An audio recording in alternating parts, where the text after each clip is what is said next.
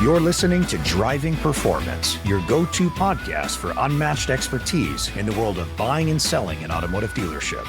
Each episode features discussions with industry leaders and is brought to you by Performance Brokerage Services, North America's premier, family-owned automotive dealership brokerage firm with over 30 years of experience.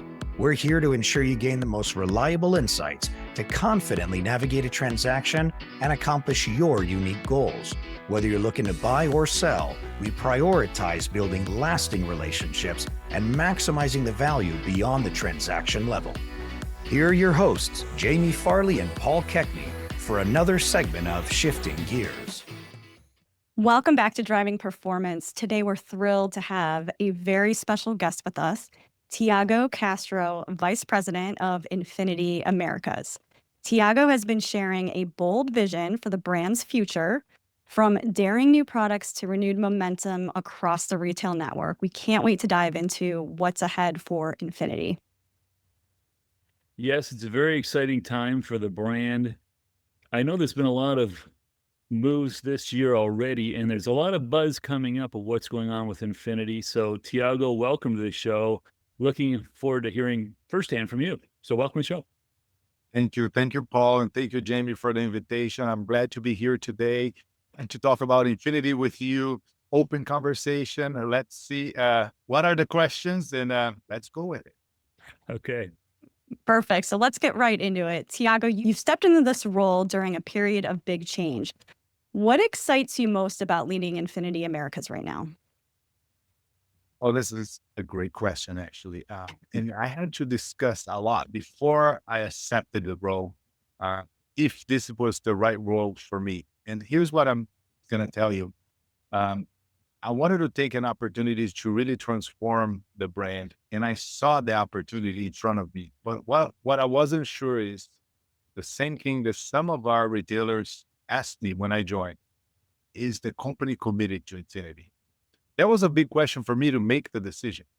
And I think it's important to be transparent with everyone that I had to go through this process as well. Maybe something that some of our retailers were doing at the same time as I arrived, and asking just fundamentally, will the company, global company, back up INFINITI, provided the product, provided the support?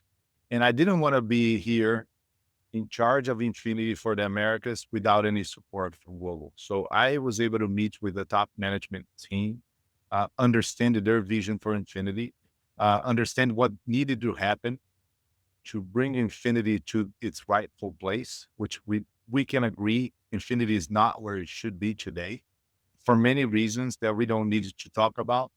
But I felt confident, and it took a while. This was a process for me.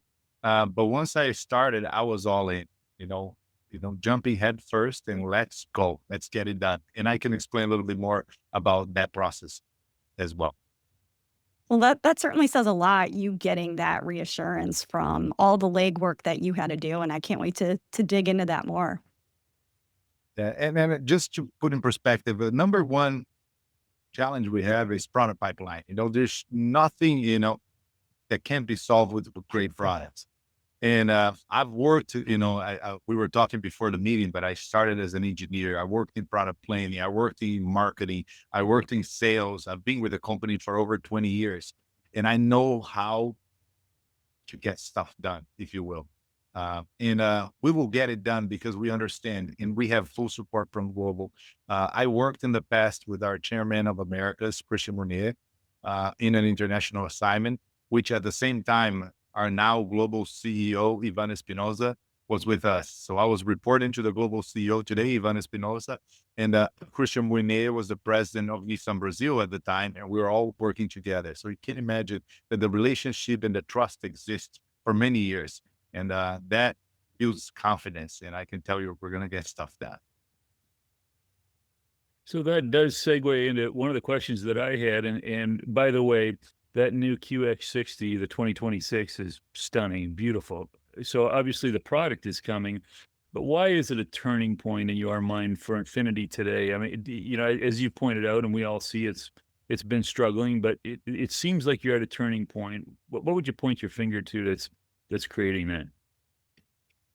I think it's just a organizational understanding that Nissan Motor Corporation cannot be strong without a strong Infinity. And we needed to put the resources towards Infinity. We have to drive the product development to the premium brand, to elevate the premium brand, have the right product. We don't need 15 different models. We need 6 models that are very competitive in the right segments that will generate throughput, enthusiasm, excitement, Yeah. and then get the brand going. And that understanding, that pipeline of product is being developed right now. And I'm excited about this. And the turning point comes also because of confidence. Maybe in the past, the organization itself was a little confused to, what are our priorities? I like to say that I prefer to do less, but do it very well than try to do a lot of things. So what we will do is very simple. We're going to work on driving sales, so throughput, right? We're going to work on client experience, and we're going to work on revenue generation, right? So we know for a fact for driving sales, taking care of the customers, the revenue will come, right? And our dealers will get a bigger share of the pie. Return on sales gets better, net profits get better. They invest back in their people. So the machine works, and we understand that process, and that's what we're going to drive every day from now on. And another big change is the recent news of Vinay Shahani moving on. How are you feeling about that big transition in leadership? Well, this was bittersweet for me. And the reason why I say this is Vinay, one, he understood luxury very well. He spent several years at Lexus. He was somebody that I worked with back in 2008. So we had a strong relationship beyond just the job. As friends, there was trust as well. But Vinay was in a tough position, from a family standpoint. He was based in Dallas. When he took the role, he took the role thinking, I can go back and forth and I can manage the family and all the challenges that comes with it. He has 2 young kids. And I think he looked now after, basically 2 years in a role, and he realized this was very challenging for him. It was putting a burden on his family. So I truly respect it. That's why I say it's bittersweet, because I wanted to be upset, but I can't, because I can totally understand the fact that he had this challenge. So he left in very good terms, and him and I talked a lot about this, because it's the good news. And I think comes from alignment. When the management team is very aligned and we know what needs to be done, the part who is leading don't necessarily change anything, because everybody knows the direction. So, and he was proud to say that we have a very clear direction. He's leaving with people that, he trusts. We have a very strong chairman for Americas, for Nissan and Infinity. His name is Christian Monier. Somebody that, he, whether we want it or not, he will not let us get off the path. But I can assure you, I will not let the team get off the path either. So, yes, while bittersweet, I don't think anything will change with this change. And to add to this, Mike Suter, who comes in now as lead for the U.S., so he's the senior vice president for chief sales and service and everything officer for the U.S. Mike has been with Nissan for a long time. I worked with him before as well. We have very much trust. Mike was global after sales head for Nissan and Infinity. So he sat in our global headquarters. So these relationships with global are extremely strong. He took a sabbatical, if you will, for about 2 years, and then he's back with us. So really happy to have him as well. So you mentioned earlier exciting products, and you've got a couple that have obviously just arrived, the QX60 and the QX80 Sport. Where does that take you, or where's the portfolio going from here? Is that kind of the starting of a new era of product? Yeah, the Infinity Renaissance, if you think about it, started with the QX80. So last year we launched this QX80, and we've been building momentum. every month we're surpassing the year before. We have had the best first peak month of sales ever for QX80. So customers or clients are rewarding us with their desire to buy QX80, which is really good. This is also a very profitable vehicle for our dealer network, which is very important. So we've seen profits go up significantly year over year with the arrival of the QX80. Then what we did is on the model year 26, the new QX60, we got all the cues of the QX80 from design, from technology, and we brought it into the QX60. So now they're more of siblings. Then we launched the sport trim on both. This is the first time ever both vehicles have the sport trim. And it looks different. It looks sportier. It has this blue dust interior that is very sophisticated. So we've been getting really strong feedback. The QX80 is just arrived in the retailer network, and the QX60 arrived there a month ago. So it's just starting to sell. Then from here, we want to launch one product per year for the foreseeable future. So what I mentioned to you earlier, that we like to do less, but with more impact, that's what we want to do. So starting with the QX65 next spring, this is a extremely exciting model. We announced the QX65 monograph, which is, think about a hint towards what's coming in the spring. We showed this in Whale at Pebble Beach event just last month. Really well received. It looks hot. It looks beautiful. I can't wait for everybody to be able to drive and see what this vehicle has to offer. That's fantastic. No, thank you for sharing that information with us. It sounds like a really exciting product lineup coming down the line. I think it's also really exciting that the QX60 is assembled here in the United States, and that you just announced that the QX65 will be built here as well. Tell us a little bit more about that and how it matters for, North American clients and retailers. Well, the US is the most important market for Infiniti, and we're really focused on the US. We will develop products for the US and find ways to deploy across the world.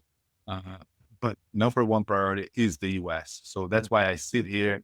That's why we are managing the basically America's portfolio out of the US, and we will support. The fact that we're able to produce here in Smyrna, Tennessee, has many benefits. One, it's a plant that is mature, that delivers high quality vehicles, and will continue to do so with Infiniti. We do produce the QX60 today in the same plant. So the QX65 made a lot of sense. Our hybrid that I mentioned earlier, that will be our number one volume vehicle. We will also push towards bringing this here to the US as well. So there's a lot of opportunity to grow our footprint in the US, and then as a result, continue to grow the operations here. So very important for us. We're proud to be able to produce. I, in fact, was in Smyrna just last month, celebrating the QX60 with the team, because they're doing a phenomenal job in the quality. So it's really good to be able to do that. Excellent. Shifting gears a little bit, you've spoken often about the gratitude you have for your team, for your dealer body. Can you describe the culture you're building and where you're taking Infiniti from here? Yes, Paul, that's very important part for me, because as you become a leader and you grow a responsibility, you need to rely on the team more and more and more. And we have a very strong team at Infiniti here for the US, for Canada, for Latin America, very strong. So number one item is listening. You got to be able to listen. Sometimes listen more than talking. Understanding what the pain points are, understanding what the opportunities lie. And when I say listening, it's listening from everybody. Listening from our retailers is our number one source of actions. What do they need from a product standpoint? What do they need from a program standpoint? And obviously listen from our clients. We get a lot of input from clients. But let me spend a minute talking about retailer and retailer inputs.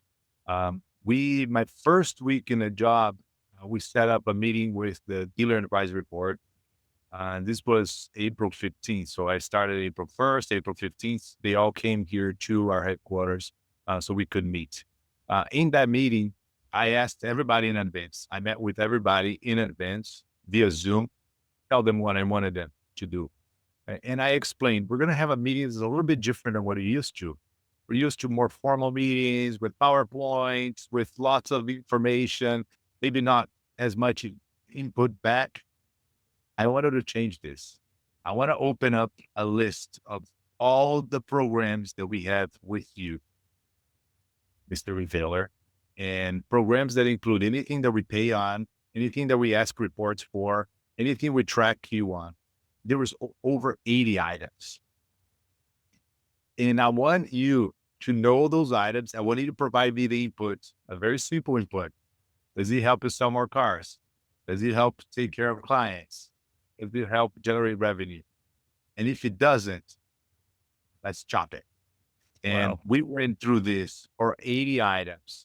And it was a little different meeting. Everybody left steady. But again, input is very important. And we made a lot of decisions based on this. And I meet with this dealer advisory board every month, officially. I speak with a lot of them very often. The chair of the board, I talk to him at least once a week. In fact, we were together recently, and his wife was with him, and she was making a joke with me that she was used to listening to my voice on Saturdays when I call him, because we needed to be aligned. There's a lot going on, and I want to be very, very close. So the retailer input is critical because we understand that in order for the brand to grow, the retailer network has to grow with. Profits need to improve. And as a result, everything comes with it, right? Yeah.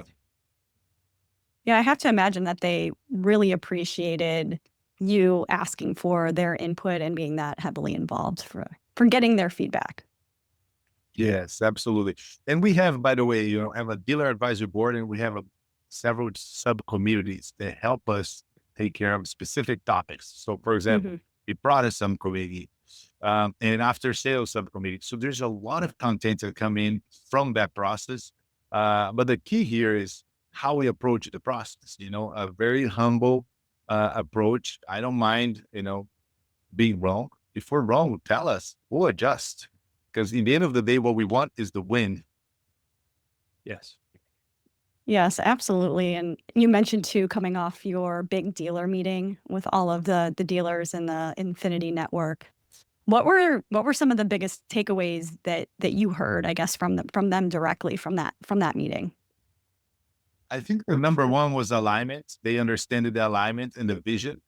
Yes, our global CEO, Ivan Espinosa, was with us. And we had a specific Infinity meeting with only the Infinity retailers, okay, where our global CEO was there, Chairman of Americas, Christian Monier, and myself. We're all there. Denisha Honey was there as well. But the conversation was very important. Each one of our team members presented, the marketing plans and our product plans and so forth and so on. But in the end, we sat down there in front of everybody and we answered questions with our global CEO. Now, this has never happened before.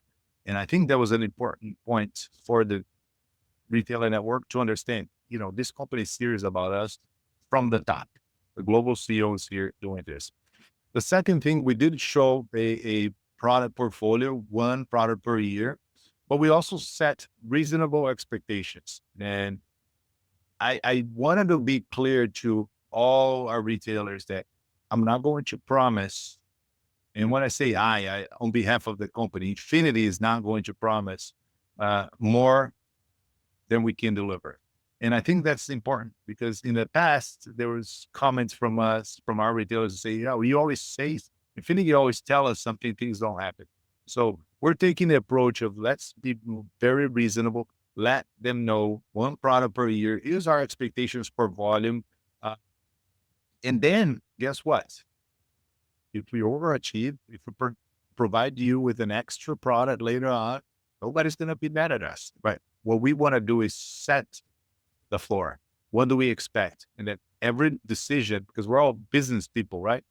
If a retailer looks at our plan and they're not happy with the plan, at least it's very clear and they can make the best business decision. The good news is we got a lot of positive feedback with that.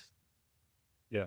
And the third piece is I do think they liked the product portfolio, the products that we're bringing back, bringing back a sedan. It's bringing back, connecting back with those clients that, love Infiniti. They're been waiting for that. And then this hybrid, high volume opportunity for all of us to grow as a brand. So those things were very well received.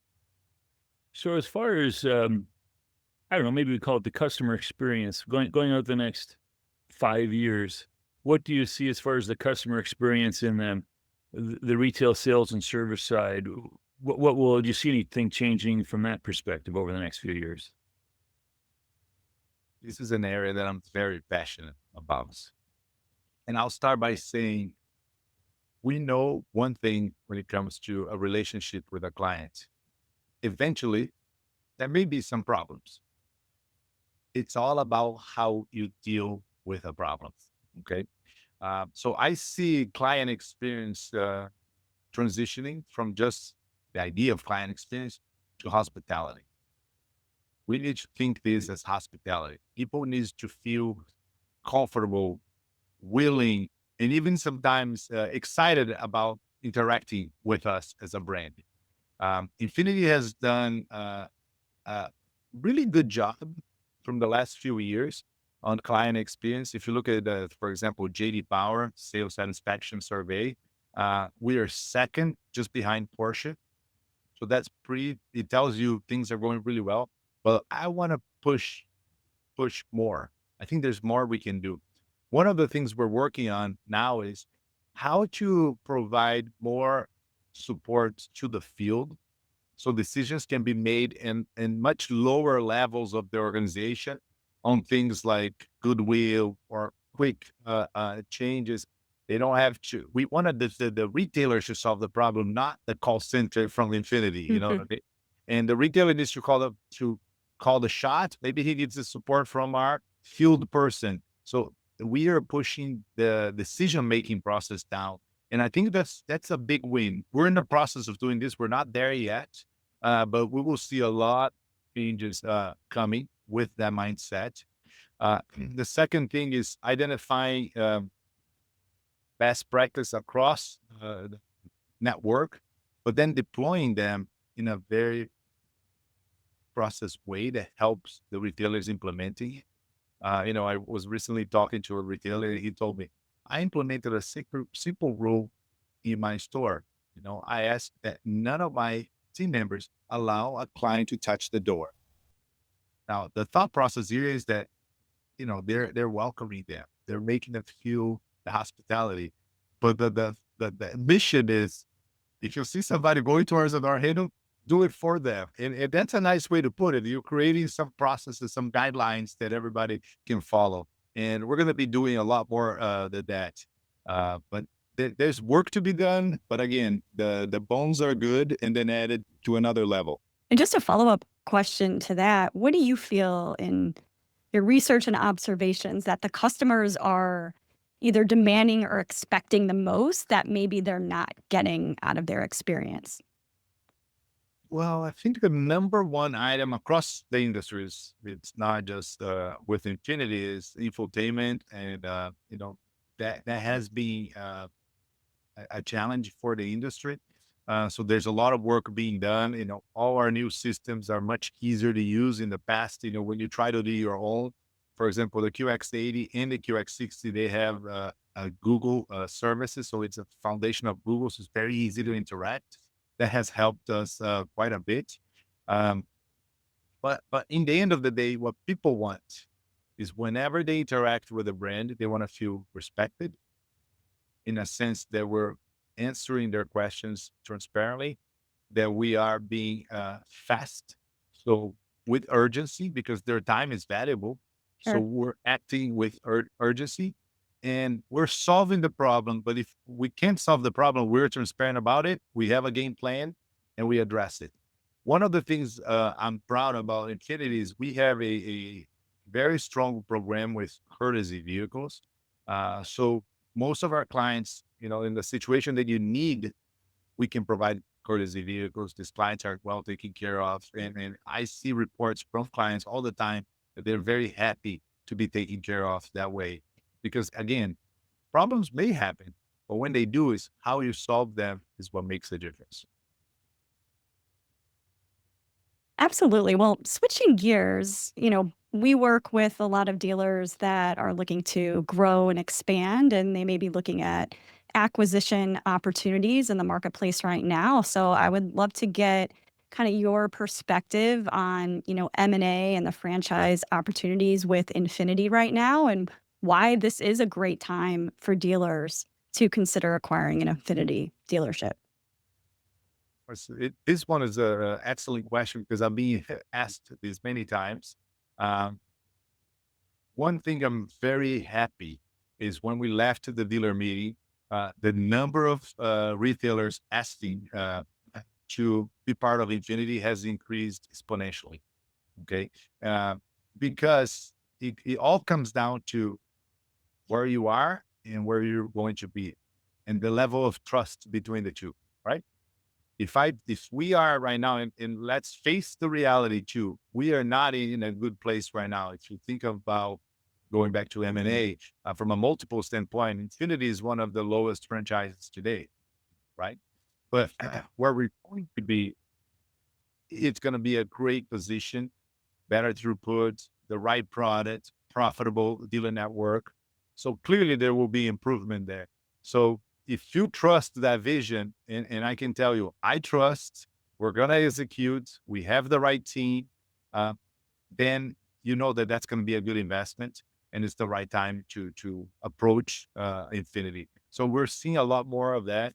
The interesting thing is we made a decision earlier this year that the big dealer meeting that normally is dedicated to Infinity or Nissan, we had both brands together. So we had 2,500 people in this event. We were able to expose, in that sense, Infinity to a lot of the Nissan dealers that are not familiar with Infinity per se. So a lot of my colleagues, because I know a lot of the Nissan dealers, end up seeing the value. And we also were able to share our vision with investors. We had about 30 investors that are not part of the brand today, to either brand, and they were able to see what we're planning to do, and there's enthusiasm. So it is an exciting moment. There's a lot of work to be done. I'm not going to shy away from it. It's not going to be easy, but when you have a lot of work to do, what do you need? You need the right team, you need the right plan, and you need the right motivation to do it. And we got all three of those things. Well said. So we know what the long-term vision is. What can customers, dealers, what can they expect in the next 12 to 18 months? What's your kind of short-term goal? So one, again, laser focus on the three things I mentioned: selling more vehicles, taking care of clients, and improving the revenue. Okay. So that's our laser focused mission. And we're gonna adjust things in order to do that. Second, flawless launches, starting with the QX65. Very important for us. I am personally in all the details of this vehicle, from what content we're going to put in each one of the trims, what is the price, what is the mix of the launch, how many units per day we're going to produce. I mean, we're going to go to the detail because we're going to launch this without any issue. And then one big discussion that we're having internally is, what is a perfect launch looks like? I think that's an important question because everybody says they're going to launch flawlessly. Yeah. But in my view, and I think we have a pretty good alignment, is it's a launch where you can generate more demand than supply, at least for the first 6 months. And we're going to work on this. Our production plan is going to be smooth. We're going to start with more marketing, and it's going to stay really hot. This is, QX65 will be part of one of the biggest segments in luxury, right? That we call D SUV, two-row. That's a big segment. There's a lot of opportunity there. So we have a huge opportunity, and we're not going to miss it. So drive the demand. The marketing needs to be flawless. Where we apply the marketing, the training for the retailer network, the preparation.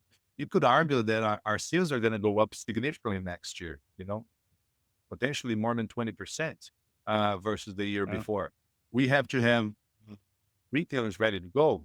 That maybe needed to hire more people. Those are the things we're going to work as a team to deliver the results. So we've covered a lot of ground, Tiago. Is there anything that maybe we haven't touched on thus far that you think would be important for our listeners to know, our audience to know who's tuning into this? There's so much that we could cover, but I do want everybody to leave with one understanding, and that we are here to stay. Infiniti is a huge part of the corporation. Corporation will invest in this brand, and I really believe that when we work together as a team with a retailer network, there's really no stopping us. We're going to go after this every day and deliver, maximize, the investment that those retailers are making with us. So absolutely, there's no question we're going to deliver a much better future for Infiniti than we have today. But I want also to remember that our mission is to improve the present and accelerate the future. So when I say this, is every day matters. When we wake up today, I need to be better than yesterday. But I know I'm not going to be better than tomorrow because I'm going to do it again. So this is the mindset of the team, and we're going to work to get it done. I love the energy and momentum. I also really appreciate all of the posts you share on LinkedIn. I think that's really informative and also shares a lot of that energy and what you guys are working on and building. So thank you for doing that. Thank you, JB. Yeah, we're trying to communicate better. That's another piece that we felt that we were lacking. It's important for us to tell our story as opposed to let others tell it for us. So if we have clarity and we know where we're going, well, let's make sure everybody knows. So thank you for giving us this opportunity, because that's part of the mission. Fantastic, Tiago. Thank you again. Our audience can go to LinkedIn or to, I'm sure, infiniti.com. Anywhere else you would direct them, Tiago? Yeah, so infinitiusa.com is obviously our number one site, and we love that you do that. Please join me on LinkedIn as well. I always provide some inputs. I try not to do too much, but sometimes I get excited. So, this thing's in your hand and you want to give an update.